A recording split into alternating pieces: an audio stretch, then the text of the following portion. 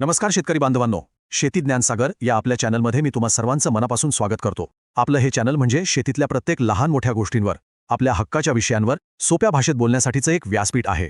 आज आपण अशाच एका महत्त्वाच्या विषयावर बोलणार आहोत, तो म्हणजे शेतकरी कर्जमाफी. आणि यातही जे शेतकरी प्रामाणिकपणे कर्ज भरतात त्यांच्यावर अन्याय होतोय का हे समजून घेणार आहोत.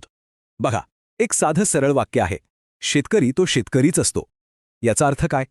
तर संकट जेव्हा येतं, मग ते अतिवृष्टी असो की दुष्काळ, तेव्हा ते हे बघत नाही की कोण वेळेवर हप्ता भरतंय आणि कोणाचा हप्ता चुकलाय. नुकसान दोघांचंही सारखंच होतं. तर कर्जमाफी म्हणजे नेमकं काय असतं? समजा आपल्या शेतात अतिवृष्टी झाली आणि सगळं पीक वाहून गेलं. अशावेळी बँकेचे हप्ते कसे भरायचे?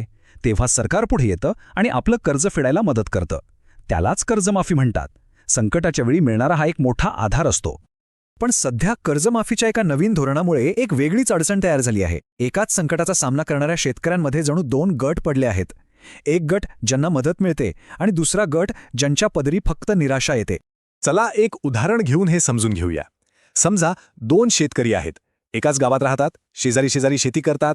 एकाच पावसानं म्हणजे अतिवृष्टीनं दोघांचंही पीक पूर्णपणे वाया गेलं. दोघांचंही आर्थिक नुकसान अगदी सारखं झालं. पण ह्या दोघांच्या कृतीत एक महत्त्वाचा फरक होता.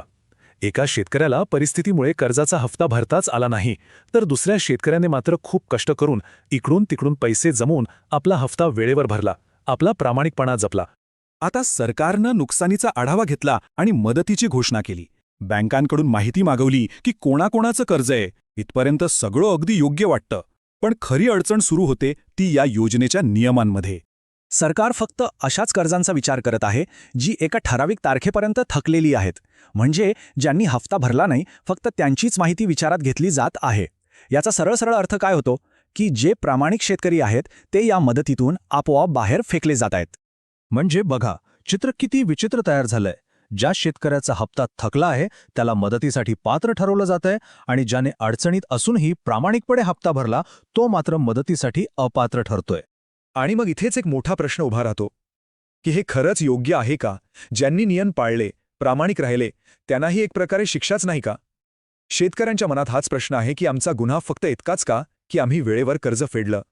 ही योजना मदतीसाठी असली तरी यातून एक चुकीचा संदेश समाजात जातोय. असं वाटतंय की प्रामाणिकपणाला काहीच किंमत नाही. उलट जे नियम मोडतात त्यांनाच मदत मिळते. यामुळे प्रामाणिक शेतकऱ्यांचं मनोधैर्य खचतं.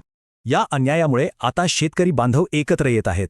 ते आवाज उठवत आहेत. त्यांची एकच मागणी आहे की मदतीचा निकष कर्ज थकबाकी हा नसावा, तर मदतीचा निकष प्रत्यक्षात झालेलं नुकसान हा असावा. शेतकऱ्यांची मागणी अगदी स्पष्ट आहे. मदत देताना नियमित किंवा थकबाकीदार असा कोणताही भेदभाव करू नका. संकट सगळ्यांवर सारखं आलंय तर मदतही सरसकट सगळ्यांना मिळाली पाहिजे. ज्याचं नुकसान झालंय त्या प्रत्येकाला मदत करा. ही लढाई फक्त काही हजार किंवा लाख रुपयांसाठी नाहीये. ही लढाई आहे आपल्या कष्टाच्या आणि प्रामाणिकपणाच्या सन्मानाची. मदतीच्या नावाखाली कोणावरही अन्याय होऊ नये, हीच एक साधी आणि सरळ अपेक्षा आहे. आपण नेहमी म्हणतो की शेतकरी हा देशाचा कणा आहे. पण जरा विचार करा, जर अशा धोरणांमुळे हा कणाच मोडला तर आपल्या देशाचं काय होईल? यावर आपण सगळ्यांनीच विचार करायला हवा. आजचा हा विषय आपल्याला कसा वाटला हे आम्हाला कमेंटमध्ये नक्की सांगा. आणि हो, शेती ज्ञानसागर या आपल्या चॅनलला लाईक, शेअर आणि सबस्क्राईब करायला विसरू नका. धन्यवाद.